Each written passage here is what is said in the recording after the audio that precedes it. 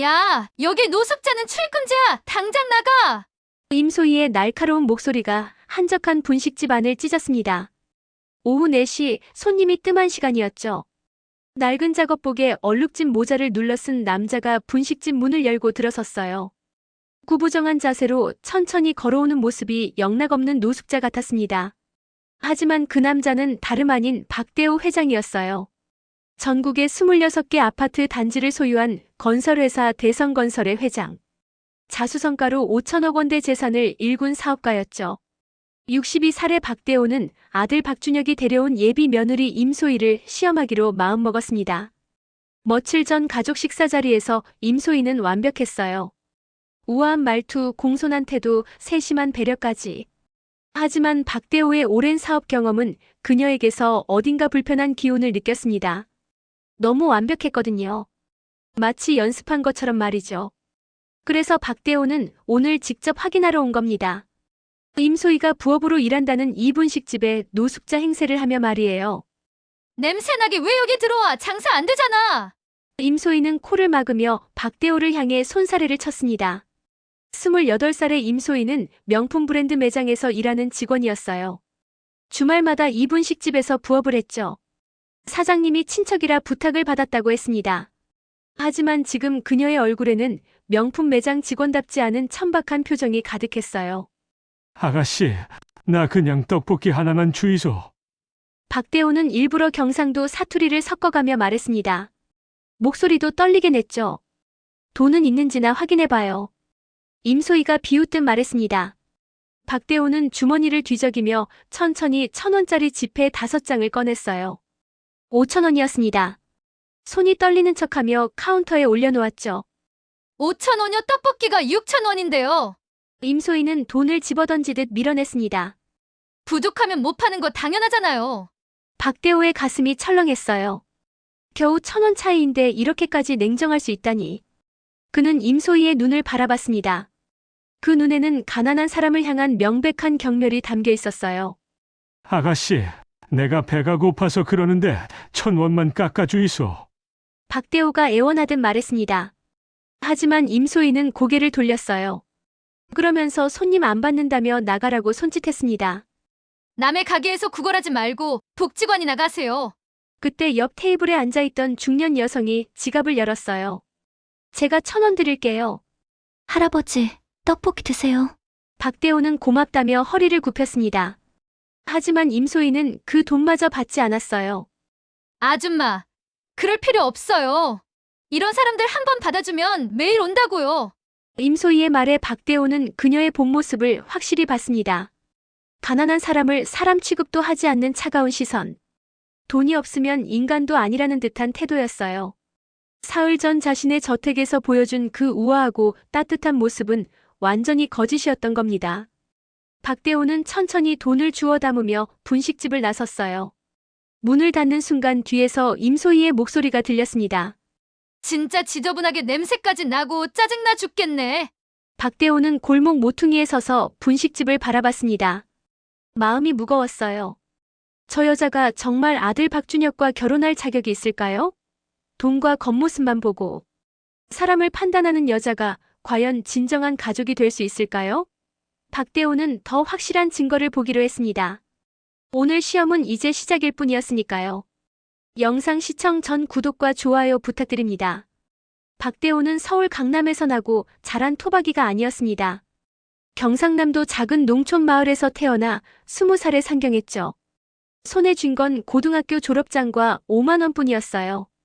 건설 현장에서 막노동으로 시작해서 기술을 배웠습니다. 밤에는 야간 대학을 다니며 건축을 공부했죠.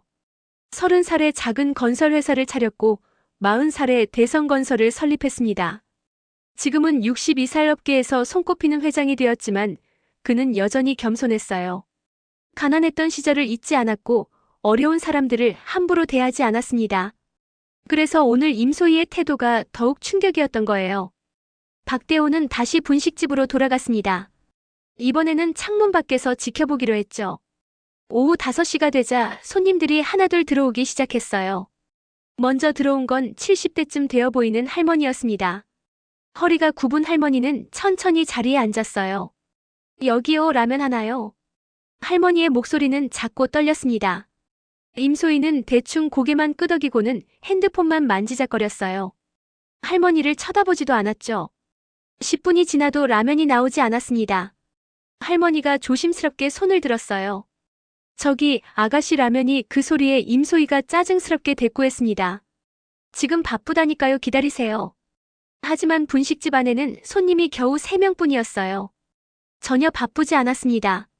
임소희는 그저 핸드폰으로 쇼핑몰을 구경하고 있었을 뿐이었죠. 할머니는 더 이상 말하지 못하고 고개를 숙였습니다. 그때 30대 남성이 들어왔어요. 깔끔한 정장 차림에 명품 시계를 찬 모습이었습니다. 임소희의 태도가 순식간에 바뀌었어요. 어서 오세요. 뭐 드릴까요? 밝은 미소를 지으며 메뉴판을 직접 가져다 주었죠. 남성이 떡볶이와 순대를 주문하자 임소희는 친절하게 대답했습니다. 네, 금방 해드릴게요. 그러고는 주방으로 뛰어갔어요. 박대호는 창밖에서 그 모습을 지켜보며 한숨을 쉬었습니다. 사람을 차별하는 태도가 너무나 명확했어요. 가난해 보이는 사람에게는 냉대하고 부유해 보이는 사람에게는 친절했습니다. 겉으로 보이는 모습으로만 사람을 판단하는 거였죠. 이런 여자가 어떻게 며느리가 될 수 있을까요? 5분도 안 돼서 정작 남성의 음식이 나왔습니다. 임소희는 정성스럽게 상을 차려주며 웃었어요. 맛있게 드세요. 남성이 고맙다며 지폐를 꺼내 계산하자 임소희는 거스름돈까지 정확히 챙겨주었습니다. 또 오세요. 하지만 여전히 할머니의 라면은 나오지 않았어요. 할머니가 다시 조심스럽게 말했습니다. 저기요, 아가씨, 제 라면은. 알았다니까요. 짜증나게 왜 자꾸 불러요? 임소희의 목소리가 날카로웠습니다. 할머니는 깜짝 놀라 움찔했어요. 주변 손님들도 불편한 표정을 지었죠.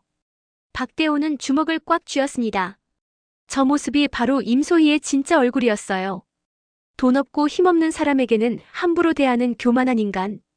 겉으로만 착한 척하는 위선자였습니다. 이윽고 라면이 나왔어요.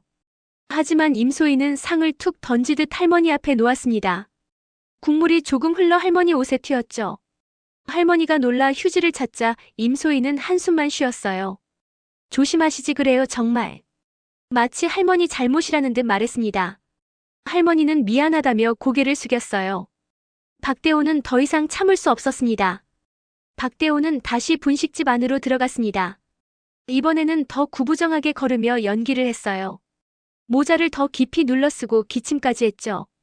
임소희는 박대호를 보자마자 인상을 찌푸렸습니다. 또 왔어요? 아까 나가라고 했잖아요. 목소리에는 짜증이 가득했어요. 아가씨, 내가 진짜 배가 고파서 그런다. 2,000원어치만 주이소. 박대호는 호주머니에서 2,000원을 꺼냈습니다. 동전들이 손바닥에 덜그럭 소리를 냈죠. 임소희는 코웃음을 쳤어요. 2,000원으로 뭘 먹어요? 여기 거지 급식소 아니에요. 그 말에 박대호는 가슴이 내려앉았습니다. 거지라는 단어를 서슴없이 내뱉는 임소희. 사흘 전 자신의 집에서 보여준 그 우아한 모습은 완전히 거짓이었어요. 그때 또 다른 손님이 들어왔습니다. 50대 중반쯤 되어 보이는 남성이었어요. 작업복 차림에 땀에 젖은 모습이었습니다. 현장 노동자로 보였죠. 남성은 지친 표정으로 자리에 앉았어요. 여기요, 라면하고 김밥 하나요. 임소희는 귀찮다는 듯 고개만 끄덕였습니다. 그리고는 다시 핸드폰을 만지작거렸죠. 박대호는 작업복 남성 옆자리에 조용히 앉았습니다. 남성이 박대호를 보며 안쓰러운 표정을 지었어요. 힘드시죠? 박대호는 고개를 끄덕였습니다. 남성은 주머니에서 2,000원을 꺼내 박대호에게 건넸어요. 이거라도 보태세요. 제가 오늘 일당 받아서 여유 있어요. 박대호는 그 순간 코끝이 찡했습니다. 자기도 힘든 사람이 다른 사람을 도우려는 마음. 이게 진짜 인간다움이었어요. 고맙습니다. 박대호가 허리를 굽혀 인사했습니다. 그때 임소희가 비웃는 소리를 냈어요. 거지끼리는 통하나 봐요. 남성의 얼굴이 굳어졌습니다. 임소희는 아랑곳하지 않고 계속 말했죠. 돈도 없으면서 왜 밖에 나와 돌아다녀요? 집에서 라면이나 끓여 먹지. 박대호는 임소희를 똑바로 쳐다봤습니다. 사람이 힘들 때 서로 도와주는 게 당연한 거 아니겠소? 임소희는 픽 웃었어요. 그게 제 알바예요? 전 장사하는 사람이고 돈 있는 사람한테만 팔면 되거든요. 그 말에 작업복 남성이 자리에서 일어났습니다. 됐어요. 저도 안 먹을래요. 이런 데서 먹고 싶지 않네요. 남성이 나가자 박대호도 천천히 일어났어요. 임소희는 신경도 쓰지 않았습니다. 오히려 나가서 다행이라는 표정이었죠. 박대호는 밖으로 나와 작업복 남성을 따라갔어요. 아저씨. 남성이 돌아봤습니다. 박대호는 지갑에서 10,000원을 꺼냈어요. 아까 도와주셔서 고맙습니다. 이거 받으시소. 아니에요. 괜찮습니다. 남성은 손사래를 쳤습니다. 하지만 박대호는 손을 꼭 잡으며 돈을 쥐어줬어요. 나는 괜찮으니 아저씨가 맛있는 거 드시소. 남성은 고개를 숙이며 고맙다고 했습니다. 두 사람은 헤어졌고 박대호는 다시 분식집 창문 밖으로 갔어요. 오후 6시 저녁 시간이 다가오자 손님이 더 많아졌습니다. 그 중에 한 명이 눈에 띄었어요. 명품 핸드백을 든 30대 여성이었습니다. 여성이 들어서자 임소희의 태도가 또 달라졌어요. 어서 오세요. 환한 미소를 지으며 맞이했죠. 여성이 떡볶이를 주문하자 임소희는 친절하게 대답했습니다. 네, 금방 만들어 드릴게요. 서비스로 순대도 조금 드릴게요. 박대호는 한숨을 쉬었습니다. 돈 있어 보이는 사람에게는 서비스까지 주면서 가난한 사람에게는 1,000원도 깎아주지 않는 임소희. 그녀의 이중적인 모습이 너무나 명확했어요. 이런 여자를 며느리로 맞이할 수는 없었습니다. 절대로요. 오후 7시가 되자 분식집 문이 열렸습니다. 키가 크고 단정한 모습의 남성이 들어왔어요. 바로 박대호의 아들 박준혁이었습니다.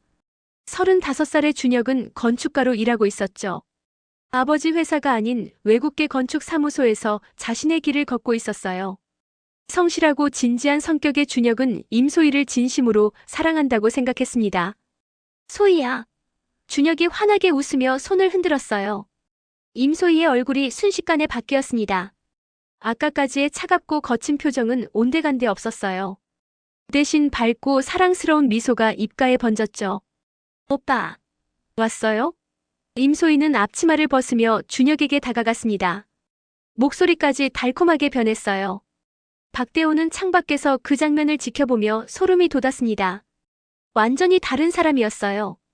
오늘 힘들었지? 준혁이 걱정스럽게 물었습니다. 임소희는 고개를 저었어요. 아니에요. 전 괜찮아요. 오빠 보니까 피로가 다 풀려요. 그러면서 준혁의 팔을 살짝 잡았죠. 준혁은 행복한 표정을 지었습니다. 오늘 손님 많았어? 응, 좀 있었어요. 다들 친절하고 좋은 분들이었어요. 박대호는 허탈하게 웃었습니다. 거짓말이었어요. 불과 10분 전까지 손님들에게 함부로 대하던 임소희가 이제는 친절했다고 말하고 있었죠. 준혁은 전혀 눈치채지 못했습니다. 그저 여자친구가 열심히 일하는 모습이 기특하다는 표정이었어요. 사장님, 저 오늘 여기까지 할게요. 임소희가 안쪽을 향해 소리쳤습니다. 사장이 나오며 고개를 끄덕였죠. 그래, 수고했어. 임소희는 준혁과 함께 분식집을 나섰어요. 둘은 팔짱을 끼고 걸어갔습니다. 박대호는 뒤를 따라갔어요. 거리를 두고 조용히 미행했죠. 오빠, 저 오늘 정말 보고 싶었어요. 임소희가 준혁을 올려다보며 말했습니다. 나도 보고 싶었어. 준혁이 임소희의 손을 꼭 잡았어요. 두 사람은 카페로 들어갔습니다. 박대호도 뒤따라 들어가 구석자리에 앉았어요. 모자를 더 깊이 눌러쓰고 신문으로 얼굴을 가렸죠. 우리 부모님께 정식으로 인사드리러 가야 할 것 같아. 준혁이 진지하게 말했습니다. 임소희의 눈이 반짝였어요. 정말이요? 응, 다음 주말에 같이 가자. 어머니가 소혜 보고 싶어 하셔. 박대호는 귀를 쫑긋 세웠습니다. 준혁의 어머니, 즉 자신의 아내 정숙이는 임소희를 마음에 들어 했어요. 하지만 박대호는 달랐죠. 오빠 부모님 뵙는 거 떨려요. 잘 보여야 할 텐데. 임소희가 걱정스럽게 말했습니다. 준혁이 그녀의 손을 쓰다듬었어요. 괜찮아. 넌 착하고 예쁘잖아. 부모님도 분명 좋아하실 거야. 임소희는 수줍게 웃었습니다. 그 모습을 본 박대호는 한숨을 쉬었어요. 아들은 완전히 속고 있었습니다. 그런데 오빠, 제가 명품 가방 하나 사고 싶은데 임소희가 조심스럽게 말을 꺼냈어요. 준혁의 표정이 잠깐 굳어졌습니다. 가방, 얼마인데? 600만 원이요. 하지만 오빠 만나서 특별한 날 기념하고 싶어서요. 준혁은 고민했어요. 600만 원은 그에게도 부담스러운 금액이었죠. 소희야, 그건 좀 박대호는 준혁이 거절할 거라 생각했습니다. 하지만 임소희가 눈물을 글썽이며 말했어요. 오빠가 싫으면 괜찮아요. 제가 무리한 부탁을 한 거죠. 그러자 준혁이 마음이 약해졌습니다. 아니야, 사줄게. 다음 달 보너스 받으면 사주마. 임소희의 얼굴이 환해졌어요. 진짜요? 고마워요, 오빠. 박대호는 주먹을 불끈 쥐었습니다. 임소희가 준혁을 이용하고 있었어요. 사랑이 아니라 돈 때문에 만나는 게 아닐까 하는 의심이 들었죠. 박대호는 더 이상 지켜볼 수 없었습니다. 진실을 밝혀야 할 때가 온 거예요. 다음 날 박대호는 비서 김 실장을 불렀습니다. 임소희에 대해 철저히 조사하라고 지시했어요. 재산, 교우관계, 과거 이력까지 모든 것을 파헤치라고 했죠. 김 실장은 고개를 끄덕이며 바로 조사에 착수했습니다. 사흘이 지났어요. 김 실장이 두툼한 서류 봉투를 들고 박대호를 찾아왔습니다. 회장님, 임소희 씨에 대한 조사 결과입니다. 박대호는 서류를 펼쳐 읽기 시작했어요. 첫 페이지부터 충격적인 내용이 나왔습니다. 임소희는 과거에 다른 재벌 2세와 만났던 적이 있었어요. 하지만 그 남자의 부모가 반대하자 바로 헤어졌다고 합니다. 그리고 또 다른 부유한 남성과 만났지만 그 사람이 사업 실패로 파산하자 즉시 연락을 끊었다고 하더군요. 명백한 패턴이었어요. 돈 있는 남자만 골라서 만나는 거였습니다. 더 읽어내려가자 더 충격적인 내용이 나왔어요. 임소희는 현재 카드 빚이 3천만 원 있었습니다. 명품 구매와 고급 레스토랑 식사로 만든 빚이었죠. 그리고 부모님도 빚이 많았어요. 아버지는 사업 실패로 2억 원의 빚을 지고 있었고 어머니는 도박으로 5천만 원을 잃었다고 합니다. 임소의 가족 전체가 돈이 절실히 필요한 상황이었던 거예요. 박대호는 서류를 덮으며 한숨을 쉬었습니다. 아들 준혁이 완전히 이용당하고 있었던 거죠. 임소희는 사랑 때문이 아니라 돈 때문에 접근한 거였어요. 박대호는 결심했습니다. 이번 주말 준혁이 임소희를 데리고 집에 올 때 모든 것을 밝히기로요. 주말이 되었습니다. 박대호의 강남 저택에는 온 가족이 모였어요. 박대호와 아내 정숙, 그리고 준혁과 임소희까지. 거실에는 긴장감이 감돌았습니다. 임소희는 단정한 원피스를 입고 단아하게 앉아 있었어요. 표정에는 긴장과 기대가 섞여 있었죠. 어머님, 아버님, 오늘 정식으로 인사드리러 왔습니다. 준혁이 먼저 입을 열었습니다. 소희와 결혼하고 싶습니다. 정숙은 환하게 웃으며 좋다고 했어요. 하지만 박대호는 표정이 굳어 있었습니다. 그 모습을 본 준혁이 불안해졌어요. 아버지, 축하해 주시지 않으세요? 박대호는 천천히 입을 열었습니다. 준혁아, 임소희 씨에 대해 얼마나 알고 있니? 준혁이 당황했어요. 무슨 말씀이세요? 다 알고 있죠. 착하고 성실하고 정말 좋은 사람이에요. 박대호는 고개를 저었습니다. 내가 모르는 게 많구나. 임소희의 얼굴이 창백해졌어요. 무언가 탄로난 것 같은 느낌이 들었죠. 박대호는 서류를 꺼냈습니다. 임소희 씨, 당신은 왜 우리 준혁을 만나게 되었습니까? 임소희가 떨리는 목소리로 대답했어요. 사랑해서요. 정말 준혁 오빠를 사랑합니다. 박대호는 서류를 펼쳐 보였습니다. 그럼 이건 뭡니까? 카드 빚 3천만 원, 부모님 빚 1억 5천만 원. 당신은 돈이 필요했던 거 아닙니까? 준혁이 깜짝 놀라 임소희를 봤어요. 소희야, 이게 정말이야? 임소희는 눈물을 흘리며 고개를 숙였습니다. 오빠 미안해요. 하지만 진심이에요. 처음에는 그랬을지 몰라도 지금은 정말 사랑해요. 박대호는 냉정하게 말했습니다. 그럼 며칠 전 분식집에서 한 행동은 뭡니까? 임소희가 고개를 번쩍 들었어요. 박대호는 계속 말했습니다. 가난한 사람들에게 함부로 대하고 돈 없다고 쫓아내고 거지라고 욕하던 그 모습. 그게 당신의 진짜 모습 아닙니까? 준혁이 충격을 받았습니다. 아버지, 그게 무슨 말씀이세요? 박대호는 준혁을 바라봤어요. 내가 직접 봤다.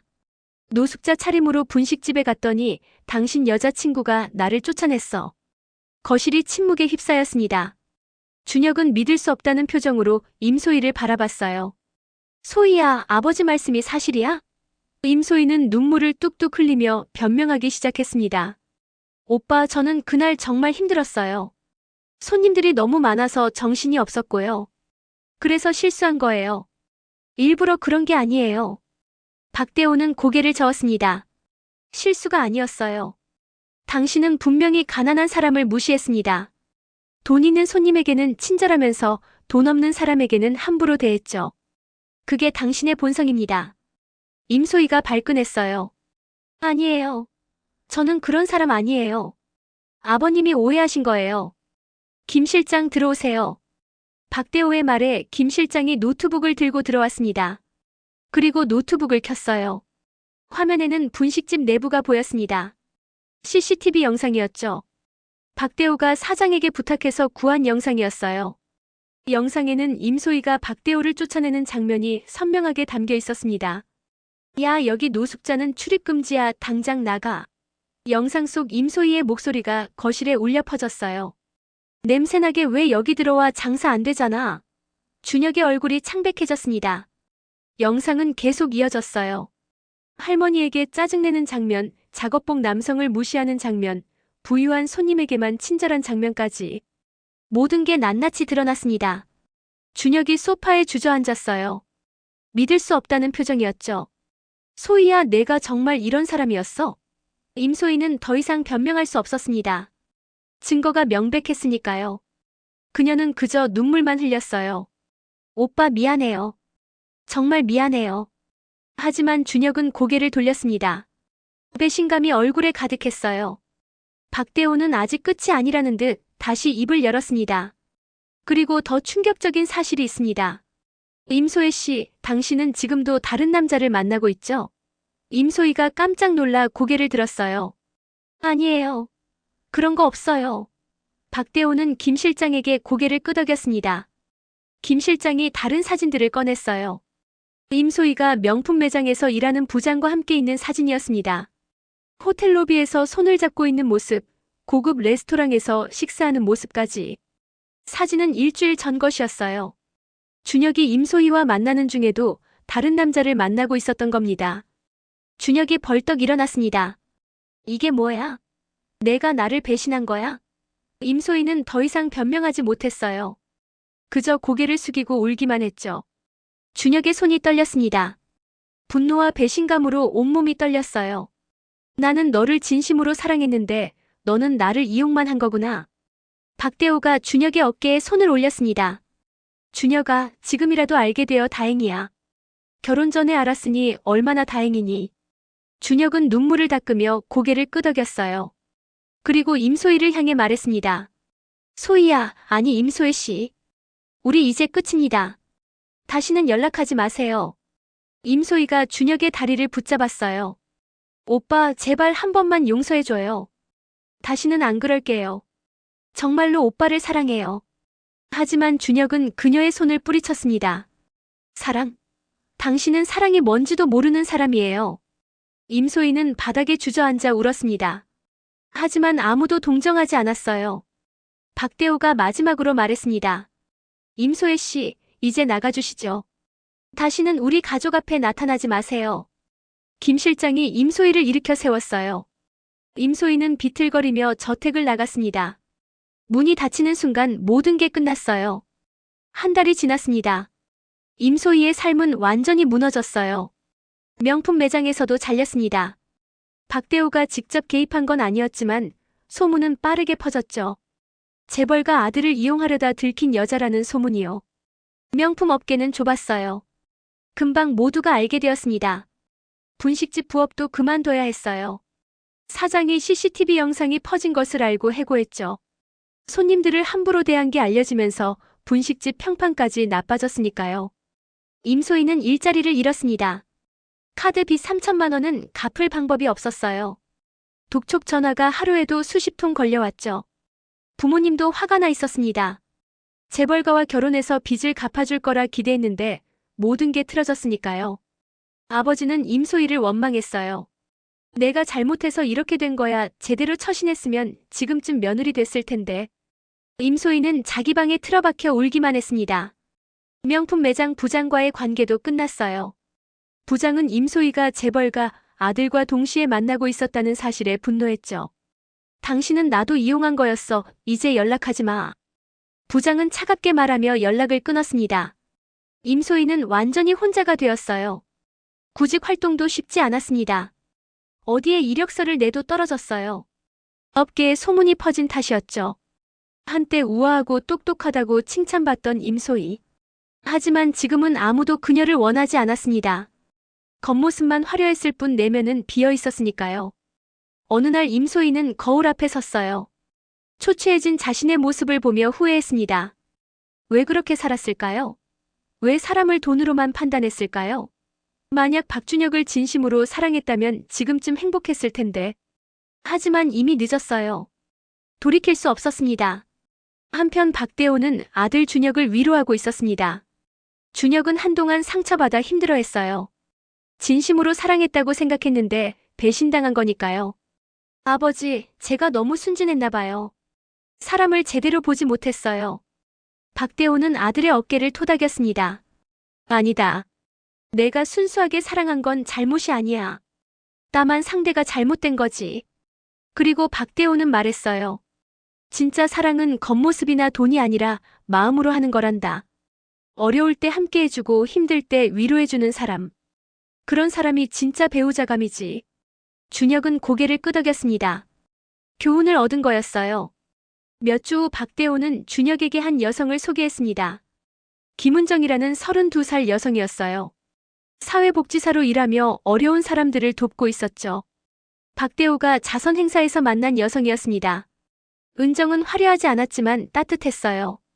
진심이 느껴지는 사람이었죠. 준혁과 은정은 천천히 가까워졌습니다. 은정은 임소희와 달랐어요. 돈이나 명품에 관심이 없었고 사람의 마음을 먼저 봤습니다. 준혁은 은정과 함께 봉사활동을 다녔어요. 독거노인들을 찾아가 식사를 대접하고 장애인 시설에서 재능 기부를 했죠. 은정과 함께하는 시간이 진정으로 행복했습니다. 1년이 흘렀습니다. 박준혁과 김은정은 결혼했어요. 소박하지만 따뜻한 결혼식이었죠. 박대호는 며느리 은정이 너무나 마음에 들었습니다. 은정은 시댁 식구들을 진심으로 대했어요. 돈이나 재산 때문이 아니라 가족이기 때문에 사랑했습니다. 어느 주말 박대호와 은정은 함께 시장에 갔어요. 장을 보기 위해서였죠. 시장을 걷다가 박대호는 익숙한 얼굴을 봤습니다. 바로 임소희였어요. 그녀는 시장 구석 좌판에서 양말을 팔고 있었습니다. 초췌한 얼굴에 값싼 옷을 입은 모습이었죠. 한때 명품만 입고 다니던 그녀의 모습은 온데간데 없었어요. 임소희도 박대호를 알아봤습니다. 고개를 푹 숙이며 눈을 피했어요. 부끄러웠겠죠. 박대호는 그녀에게 다가갔습니다. 열심히 사시는군요. 임소희는 눈물을 글썽이며 대답했어요. 네, 회장님. 정말 죄송합니다. 제가 정말 잘못했어요. 박대호는 조용히 말했습니다. 사람은 누구나 실수합니다. 중요한 건 그 실수에서 배우는 거죠. 이제라도 제대로 살아가세요. 임소희는 고개를 끄덕였어요. 네, 이제는 정말 달라지려고 노력하고 있어요. 돈이 전부가 아니라는 걸 깨달았어요. 박대호는 은정을 돌아봤습니다. 은정이 미소 지으며 고개를 끄덕였어요. 박대호는 지갑에서 10만 원을 꺼냈습니다. 이거 받으세요. 새 출발하시라고요. 임소희는 손사래를 쳤어요. 아니에요. 저는 받을 자격이 없어요. 하지만 박대호는 돈을 양말 위에 올려놓았습니다. 사람은 언제나 다시 시작할 수 있습니다. 힘내세요. 박대호와 은정이 떠나자 임소희는 그 자리에서 한참을 울었어요. 후회의 눈물이었지만 동시에 감사의 눈물이었습니다. 자신에게 아직 기회가 있다는 것을 깨달은 거였죠. 임소희는 다짐했습니다. 이제라도 제대로 살겠다고. 돈이나 겉모습이 아니라 사람의 마음을 보는 사람이 되겠다고요.